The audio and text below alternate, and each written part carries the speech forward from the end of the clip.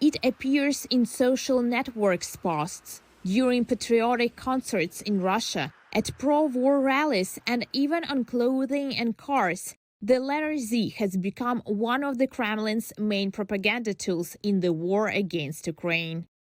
I think symbols play complex roles in politics, and one of the most important of those roles is to connect emotions to specific narratives that the Kremlin and other political leaders want to get out.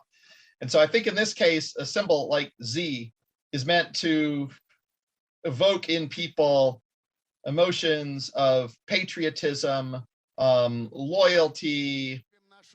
The letters Z and V were first seen on Russian tanks mobilizing near Ukraine in the days before the invasion, but no official reason was given at the time for why they were there.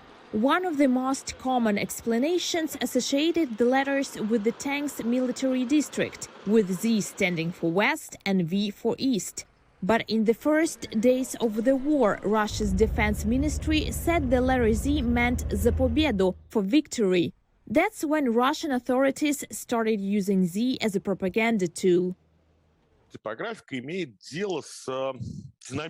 Typography deals with the dynamics of these symbols, letters, and numbers.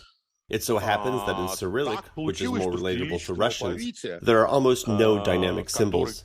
But in the Latin alphabet, there are three very dynamic letters, L, V, and Z. They are easy to write, and they are extremely dynamic. Promoting the letter Z, experts say, is also an attempt to create national unity. First and foremost aimed at the Russian population itself, right? Because like most important for the Kremlin is to not even necessarily mobilize support for the invasion, but to demobilize opposition.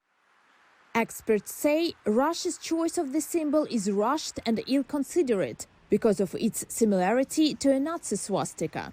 And for opponents of the war in Russia and elsewhere, the letter Z has turned into a symbol of Russia's aggression as opposed to the unity of Russians. New Nazi symbol. Very evil. Very scary.